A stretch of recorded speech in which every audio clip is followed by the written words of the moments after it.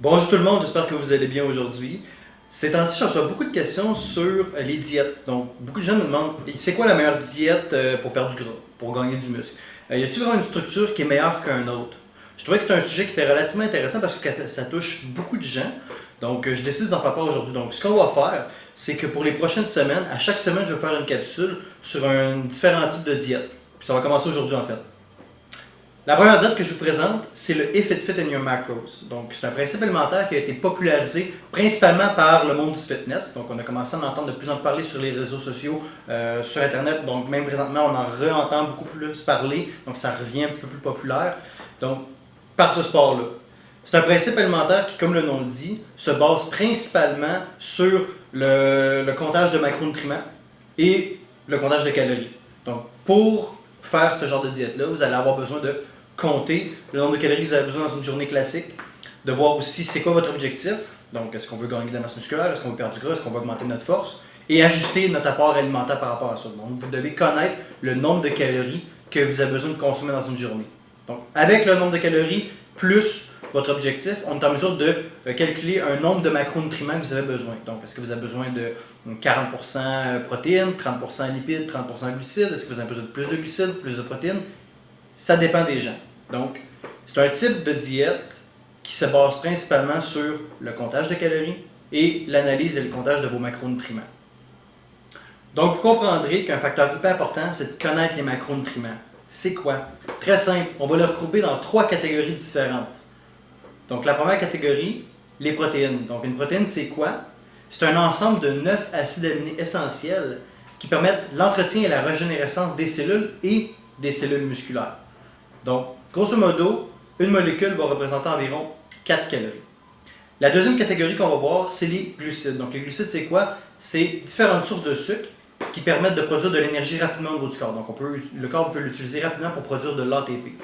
On va la retrouver à différents niveaux dans le corps et sous différentes formes. Donc, on va l'avoir soit au niveau musculaire, soit au niveau sanguin et soit directement au niveau du pancréas. Eux aussi vont représenter environ 4 calories par molécule. Et finalement, on a les lipides. Donc les lipides, c'est quoi? C'est les gras. Donc eux autres aussi, on va les retrouver un petit peu partout dans le corps, à différents endroits et sous différentes formes. Certaines plus positives que d'autres, naturellement. C'est une énergie de réserve, donc c'est quelque chose qui est plus long à dégrader, mais qui procure beaucoup plus d'énergie lorsque c'est fait. Donc c'est pourquoi qu'une molécule représente environ 9 calories, donc c'est beaucoup plus dense. L'avantage de ce type de diète-là, c'est que c'est varié, c'est permissible, c'est accommodable aussi. Donc, vous pouvez l'appliquer pas mal n'importe où ce que vous êtes. Donc, ça encourage de rester sur votre plan et de ne pas tricher. Les désavantages, c'est que ça peut être facilement mécompris comme type de plan alimentaire. Je m'explique. On ne prend pas en considération la qualité de l'aliment. Donc, ça, moi, je trouve que c'est un facteur qui est très problématique. L'autre problème qu'on peut en avoir avec ça, c'est que vous devez absolument compter tout ce que vous mangez. Donc, ça prend de l'organisation. Donc, il y a certaines personnes qui vont avoir un petit peu un lac en discipline, puis là, c'est là que ça peut devenir problématique, justement. Finalement, mon opinion sur ce type de diète-là, la base, donc l'idéologie en arrière de tout ça, c'est excellent. Moi, je trouve que c'est comme ça qu'on devrait éduquer les gens à manger. Donc, pas avoir un plan fixe avec des aliments fixes. Parce que ça n'encourage pas justement l'éducation du client. T'sais, moi, j'aime que mon client comprenne ce qu'il mange et pourquoi il doit manger ça et par quoi il peut le remplacer si ce n'est pas disponible. Donc, à long terme, ça va lui permettre de faire toujours des bonnes choses. L'autre facteur, c'est que ça change aussi la conception du plan alimentaire. Dans le sens que souvent, les gens vont voir une diète ou un plan alimentaire comme quelque chose qui a un point A puis un point Z. Mais bien manger, avoir des bonnes habitudes de vie, c'est pour toute la vie. T'sais. Donc, c'est pas juste une phase, c'est quelque chose qu'on doit appliquer dans notre routine de façon constante. Donc, avoir du choix, avoir une flexibilité alimentaire, c'est très avantageux pour quelqu'un. Là où ça devient problématique pour moi, c'est quand, excusez-moi le terme, le bro science rentre là-dedans. Où ce que là, on abuse un petit peu trop du fait qu'on compte les macros seulement.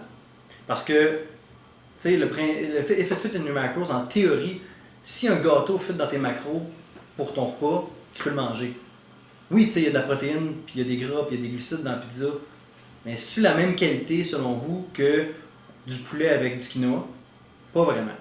Je pense que vous le savez, vous aussi. Donc le problème vient de là.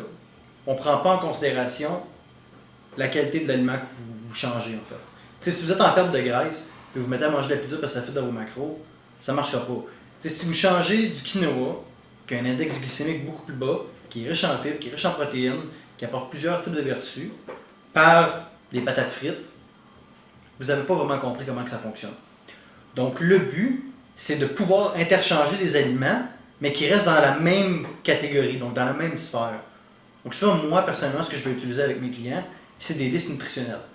Donc par exemple, je vais avoir une catégorie glucides recommandés, il va y avoir une vingtaine de choix différents. Donc c'est ce qu'ils autres, ils peuvent interchanger, donc les quantités sont indiquées aussi. Donc ça leur permet de varier leur alimentation, mais en restant de pointe sur leurs objectifs. Donc on prend en considération la qualité. Donc moi, c'est le facteur que je vais un petit peu plus reprocher à ce type de plan-là. Sinon, de façon générale, je trouve que c'est bien. Donc, naturellement, est-ce que tout le monde peut l'utiliser? Plus ou moins, comme je dis, ça prend quand même de l'organisation. Donc, peut-être pas l'utiliser avec quelqu'un qui commence dans une perte de graisse ou dans un objectif. Peut-être plus l'utiliser avec quelqu'un qui a une certaine expérience, qui a déjà, par exemple, eu des plans alimentaires dans le passé, que ça fait un certain temps qu'il s'entraîne. Donc, on sait que c'est quelqu'un qui a la discipline de le faire. Donc, ça va lui permettre de s'assurer d'avoir beaucoup plus de chances rapidement. Donc, j'espère que ça a répondu à plusieurs de vos questions. Donc, j'espère surtout que ça va vous aider. Si vous avez plus de questions sur les Fit in Your Macros, je vous invite à m'écrire sur la vidéo d'aujourd'hui ou en privé. Donc, naturellement, j'ai passé là-dessus de façon très globale. Là. Donc, on peut s'en parler beaucoup plus en détail si vous avez des questions plus spécifiques. Je n'y vous pas. Sinon, on va se voir la semaine prochaine pour un autre type de plan alimentaire. Merci. Bonne fin de journée. Au revoir.